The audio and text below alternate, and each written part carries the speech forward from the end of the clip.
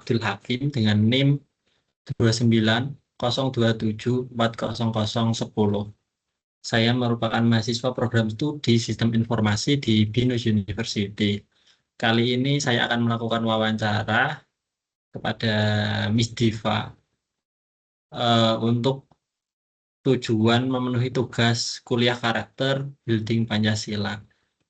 Nah, pada wawancara ini saya mengambil tema berdasarkan diskusi saya dengan kelompok, yaitu terkait era digital di mana teknologi berkembang dengan sangat pesat.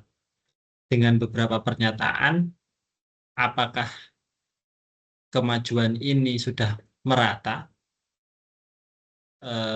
oleh kepada seluruh tenaga pendidik kita, dan bagaimana nilai-nilai Pancasila tetap menjadi pondasi di tengah arus informasi. Pada intinya di dua pertanyaan tersebut, namun sebelum kita masuk ke sesi wawancara, boleh memperkenalkan diri terlebih dahulu, Miss Diva. Silakan. Oke, baik. Terima kasih, Mas Abdul. Saya izin perkenalan diri ya. Perkenalkan, saya Diva Reviola. Saya merupakan guru di salah satu SMP yang ada di Yogyakarta. Oke, terima kasih Miss Diva. Sebagai tenaga pendidik nih, Miss, seberapa penting sih penguasaan teknologi digital tuh bagi guru dalam proses mengajar di era sekarang? Baik, kalau menurut saya, penguasaan teknologi digital itu di era modern saat ini itu sangat penting karena nanti kalau misal siswa nggak dikenalkan dengan teknologi, maka mereka akan tertinggal gitu. Jadi kebetulan di sekolah tempat saya mengajar itu memang ada selalu integrasi teknologi, ada ICT, dan di semua kelas, bahkan dari kelas 7 sudah dikenalkan oleh dasar-dasar teknologi, contohnya Microsoft. Jadi mereka harus sudah bisa menguasai Microsoft Word, Excel, maupun PowerPoint. Bahkan di beberapa tugas mata pelajaran oleh guru-guru ini di sekolah kami itu memang sering menggunakan teknologi, salah satunya untuk kuis atau games, kemudian juga saat bahkan saat membuat poster, jadi mereka juga sudah bisa mengaplikasikannya melalui Canva. Kemudian selain itu juga kami selalu mewadahi dan memfasilitasi mereka, anak-anak, untuk bisa mengenal lebih dalam tentang teknologi, karena penguasaan teknologi digital di era saat ini memang begitu penting. Bahkan teknologi itu merupakan jembatan untuk mengakses sumber belajar yang memang tidak terbatas ya. Jadi kami juga menyediakan e-modul yang mana bisa diakses hanya menggunakan internet tentu saja, dan sekolah kami menyediakan WiFi sehingga mereka bisa lebih banyak mengeksplor. Dan baru saja kemarin ketika saya masuk di kelas, itu kebetulan mata pelajarannya adalah solar system. Jadi saya mengenalkan ke anak-anak untuk mengeksplor solar system yang mana itu merupakan hal abstrak ya. Kita kan nggak bisa melihat solar system secara langsung. Tapi melalui teknologi ini yang namanya solar system scope, itu mereka bisa mengeksplor bagaimana bentuk bumi, bagaimana bentuk Venus dan strukturnya, juga mengenal orbit-orbitnya. Nah, itu kami akses melalui website. Jadi, seolah-olah di dalam website itu kami sudah bisa ke luar angkasa. Jadi, melihat itu tuh anak-anak jadi lebih senang dan termotivasi ya, bahkan mereka lebih senang untuk mengeksplor dunia teknologi digital ini. Dan kami ketika PTS juga ujian-ujian yang lain, kami juga menggunakan teknologi. Jadi sekolah kami memang punya website sendiri supaya siswa-siswi mengerjakan ujian di website tersebut. Lalu dengan teknologi itu, guru juga bisa menyajikan lebih banyak materi yang abstrak tadi menjadi lebih visual dan interaktif. Jadi hal itu tuh bisa meningkatkan keterlibatan siswa yang notabene-nya itu adalah generasi digital yang native. Juga pembelajaran saat ini itu memang lebih difokuskan ke student center learning.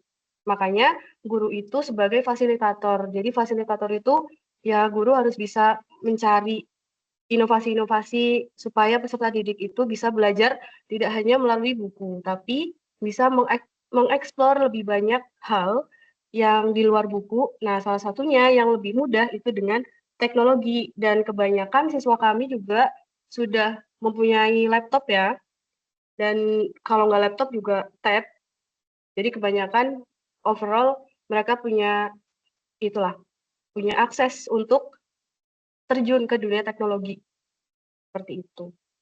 Oke, terima kasih Miss untuk paparannya yang sangat jelas. Jadi eh, poin yang bisa saya tangkap berarti sangat penting ya Miss ya, karena guru sebagai fasilitator di dunia pendidikan itu akan eh, sangat berpengaruh dalam membentuk generasi siswa yang melek digital seperti itu.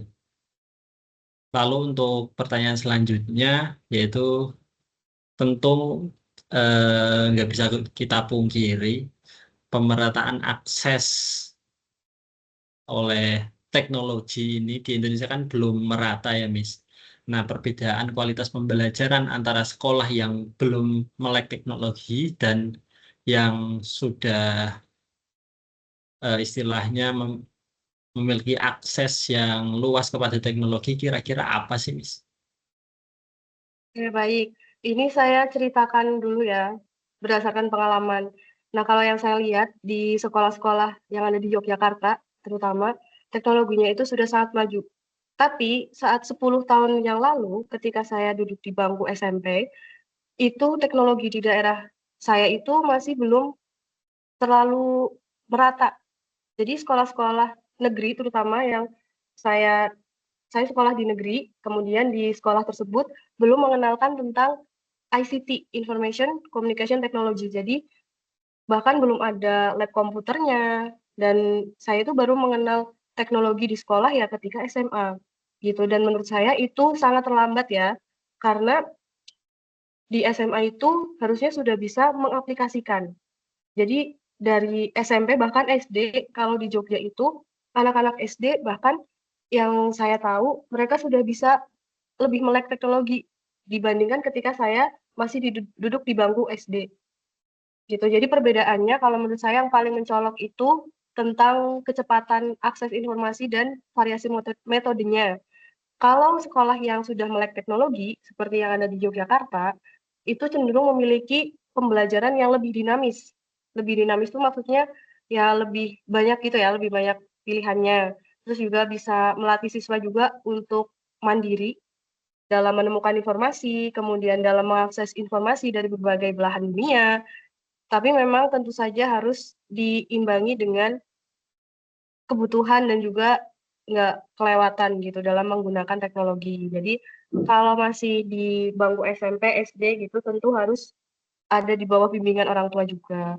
Kemudian tadi perbedaannya kalau sekolah dengan keterbatasan, nah seperti yang pernah saya alami, sebenarnya itu bukan keterbatasan ya, tapi belum terlalu dikenalkan gitu dengan teknologi saat saya masih SD.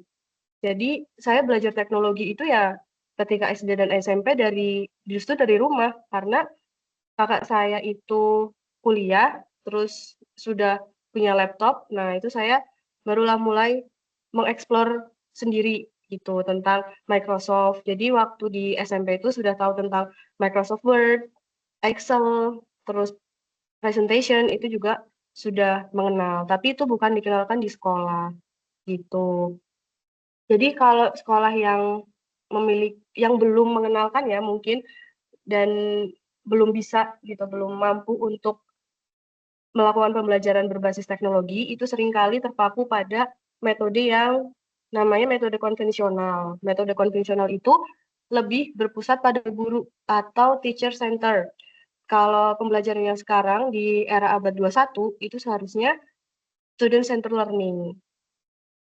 Terus perlu juga digarisbawahi bahwa teknologi itu cuma alat ya, dan kualitas pembelajaran itu tetap bergantung pada kreativitas siswa-siswinya, dan juga tentu nggak lepas dari bimbingan guru. Nah, guru yang di sekolah itu dengan keterbatasan akses bisa juga memberikan pembelajaran yang inovatif. Dan misalnya, kalau nggak punya akses teknologi, bisa menggunakan model atau miniatur. Kalau misal solar system, yang tadi sebagai contoh dari saya, kalau yang nggak punya akses ke internet, maka bisa dengan membuat model. Nah, modelnya itu bisa dari kertas atau bahan-bahan yang sudah bekas gitu, bahan-bahan bekas, itu bisa dibuat model-model planet. Jadi mereka bisa mengenal bagaimana sih bentuk dari planet Mars, bentuk dari planet Saturnus gitu. Jadi sebenarnya tergantung bagaimana cara kita untuk menerapkan dan bisa mengkreasikan pembelajaran tersebut. Gitu. Jadi meski nanti tuh pasti akan jauh lebih optimal ya jika didukung dengan teknologi. Namun kalau memang masih belum mampu untuk ke arah teknologi, karena nggak bisa dipungkiri juga bahwa teknologi di Indonesia itu di pendidikan itu belum merata. Ada di beberapa daerah yang belum bisa mengakses internet atau nggak punya akses ke WiFi dan lain sebagainya, itu bisa menggunakan opsi yang lain, yaitu dengan membuat sebuah model gitu. Oke, terima kasih Miss untuk paparannya yang sudah sangat jelas. Jadi dapat saya simpulkan terkait kualitas pembelajaran antara yang sudah melek dan tidak. Mungkin jika yang belum melek teknologi ataupun memiliki terbatas akses di sekolah tersebut mungkin lebih terpaku ke metode konvensional yang sebagai terpusat pada guru, pembelajarannya terpusat kepada guru. Sedangkan kalau sudah menggunakan pembelajaran yang melek teknologi dan memiliki akses yang lebih bebas terhadap teknologi, dapat membantu pembelajaran lebih dinamis dan siswa jadi lebih mandiri. Seperti itu ya, Miss. Betul. Oke. Untuk pertanyaan ketiga, Miss, eh, kendala terbesar yang dihadapi oleh tenaga pendidik itu sendiri dalam implementasi teknologi di kelas itu apa sih, Miss? Apakah mungkin infrastruktur seperti akses internet, device, atau apa, Miss? Dijelaskan. Kalau yang saya alami, kalau di sekolah kami itu belum terlalu belum ditemukan tentang kendala terbesarnya. Namun, kendala terbesarnya itu di kendala teknis. Misalnya, ketika kami sedang melakukan kegiatan nih dengan teknologi, tiba-tiba lampunya listrik mati. Nah, itu salah satu kendala teknis sih di sekolah kami. Jadi ketika listrik mati, kan siswa-siswi nggak bisa mengakses internet, nggak bisa mengakses WiFi. Apalagi WiFi itu kan sangat penting ya kalau di sekolah yang memang berbasis teknologi. Nah, itu mungkin salah satunya. Kemudian kalau di sekolah-sekolah lain, ini berkaitan sama soal yang sebelumnya tadi ya, di pertanyaan sebelumnya, kalau di sekolah lain itu misalnya belum kendala terbesarnya itu ya karena masalah infrastruktur. Memang di daerah itu susah internetnya atau mungkin kendala di perangkatnya, dan bisa kendala terbesarnya itu adalah kesenjangan literasi digital atau berkaitan dengan mindset. Karena seringkali perangkatnya itu udah tersedia nih, tapi pemanfaatannya itu belum maksimal. Jadi pemanfaatannya itu hanya sebatas PowerPoint atau dari gambar-gambar yang ada di Google. Nah, itu kan masih sangat terbatas ya, padahal yang masih bisa kita akses itu sangat luas gitu. Jadi selain dengan PowerPoint, kita juga bisa menggunakan animasi, karena website pembuat animasi itu kan udah sangat banyak juga, dan juga bisa dengan video interaktif atau PowerPoint. Sekarang PPT itu juga ada yang PPT yang interaktif. Nah, jadi bisa disebutkan bahwa kurangnya pelatihan berkelanjutan itu juga bisa membuat potensi teknologi itu nggak bisa tergali secara maksimal untuk menciptakan pembelajaran yang kolaboratif dan digital.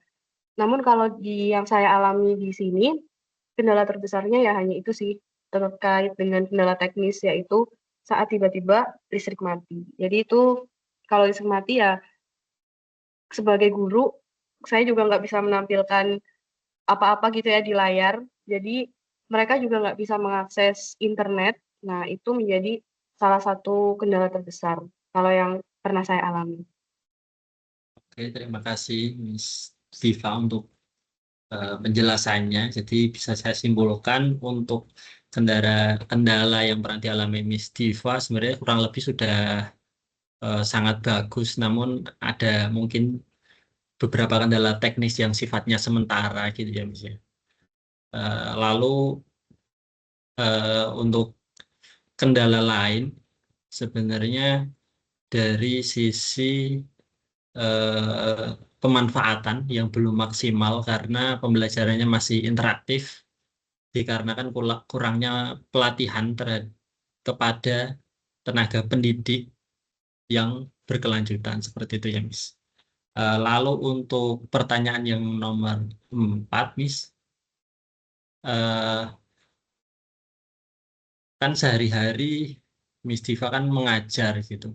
Bagaimana cara Miss Diva buat memastikan bahwa konten yang diajarkan itu tetap mengandung nilai-nilai moral Pancasila yang nanti akan ditanamkan kepada anak-anak didiknya, Miss. Ya, baik, terkait pertanyaan ini ada ini ya, terintegrasi dengan nilai-nilai Pancasila. Kebetulan saat itu saya juga pernah meminta peserta didik untuk secara berkelompok itu membuat video kreatif. Nah, video kreatifnya itu dikaitkan dengan nilai-nilai moral Pancasila. Jadi, sebagai guru, strateginya itu adalah dengan menerapkan literasi digital yang berbasis karakter. Contohnya, ketika lomba-lomba di sekolah kami, misalnya waktu kelas meeting, kalau kelas meeting zaman saya dulu, saat SD, SMP, itu nggak ada lomba tentang video kreatif. Nah, kalau kami itu menerapkan setiap ada kelas meeting, selalu ada lomba video kreatif.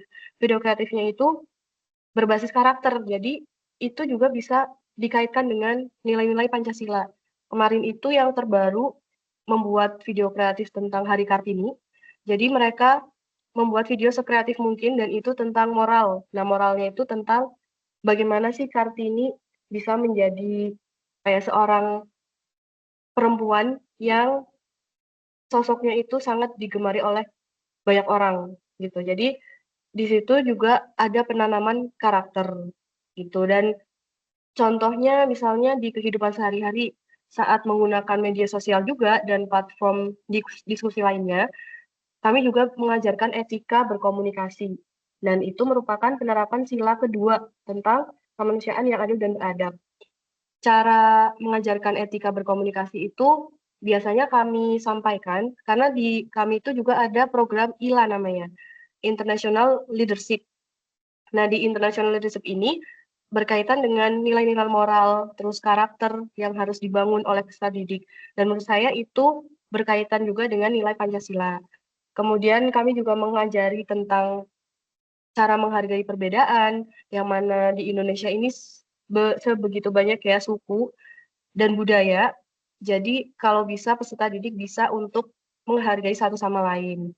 Terus juga bisa menyaring berita yang mana itu bisa dibedakan hoax-nya atau memang berita yang tentu benar itu. Jadi kami mengajarkan bahwa jangan terlalu langsung percaya dengan berita, namun kita harus bisa menanamkan berpikir kritis.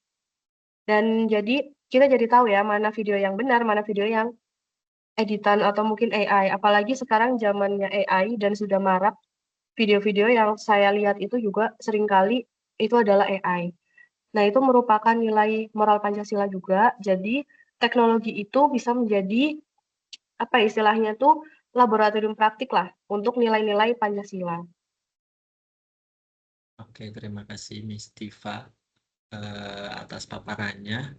Bisa saya simpulkan ketika pembelajaran mengedepankan untuk mengajarkan etika berkomunikasi, lalu lebih melibatkan aktif kepada siswa untuk misal membuat konten yang berkaitan dengan nilai-nilai Pancasila, dan nggak lupa juga mengajarkan literasi digital untuk menyaring informasi yang beredar di halayak ramai sekarang. Seperti itu. Lalu untuk pertanyaan terakhir, Miss,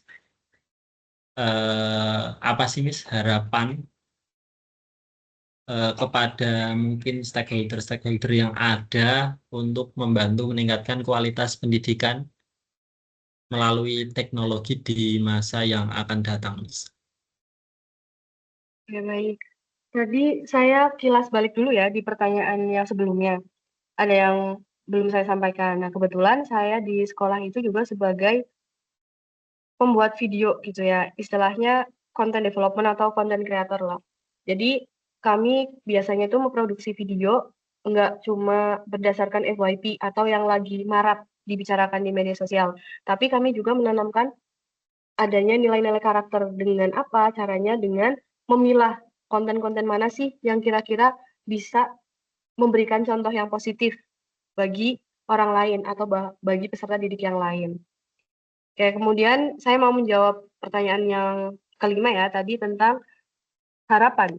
Harapan dan harapan terhadap peran stakeholder atau Iya, boleh. Mungkin pemerintah ataupun mahasiswa atau pihak-pihak yang berkaitan. oke, kalau menurut saya berharap bahwa stakeholder ada mahasiswa dan pemerintah itu bisa menjadi agen penggerak yang mana apalagi mahasiswa itu memiliki energi dan pemahaman teknologi yang lebih luas ya dan lebih jauh juga lah pengalamannya dibanding dengan hanya student atau peserta didik yang masih di bangku sekolah.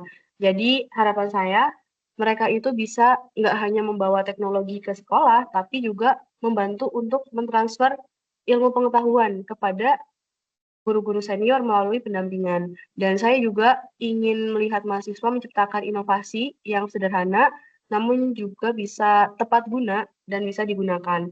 Contohnya mungkin kalau di organisasi kayak himpunan atau BEM gitu, mereka pasti akan ada program kayak ke masyarakat gitu ya, kemanusiaan lah, tentang kemanusiaan. Nah, kalau dulu ketika saya di bangku kuliah, saya sebagai anggota himpunan gitu, kami selalu ada program tentang kemanusiaan. Bisa ke panti asuhan, pernah ke panti asuhan, bahkan pernah ke sebuah desa gitu, di mana di situ kami membantu atau membantu mendampingi lah. Kalau di panti asuhan itu kami membantu mendampingi mengajar gitu, bisa mengajar ngaji atau bermain. Tuh, jadi peran kami itu saat itu sebagai itu agen penggerak supaya anak-anak itu bisa memiliki motivasi belajar yang lebih tinggi lagi. Lalu saya juga pengen sebuah hal yang bisa dilakukan oleh mahasiswa mungkin bisa ketika kami di himpunan itu kami juga mengadakan program ke masyarakat. Nah, itu seperti KKN gitulah. Tapi saat itu kegiatannya hanya 1 hari. Nah, di situ kami mengadakan kegiatan sosial, lebih ke arah sosial. Jadi bermain bersama anak-anak yang ada di desa, kemudian membagi sembako untuk warga-warga desa. Nah, uang itu berasal dari mana? Uang itu juga berasal dari semua masyarakat yang mau menyumbang gitu. Jadi kami alokasikan dan memang tujuannya untuk itu, untuk kegiatan sosial di daerah tersebut. Karena kami memilih daerah tersebut itu juga berdasarkan survei. Nah, jadi memilih daerah yang cukup pelosok ya, yang ada di Yogyakarta gitu. Kemudian hal itu tuh nanti bisa apa ya, supaya kesenjangan pendidikan di Indonesia itu semakin berkurang atau semakin mengecil. Jadi kalau bisa ketika mungkin ada program KKN atau program ke wilayah-wilayah yang termasuk terpencil, itu merupakan kesempatan yang sangat baik untuk mahasiswa sebagai agen penggerak. Jadi mereka bisa memberikan inovasi dan memberikan transfer ilmu tadi kepada anak-anak atau kepada masyarakat yang sebelumnya itu masih sangat minim pengetahuan tentang teknologi itu.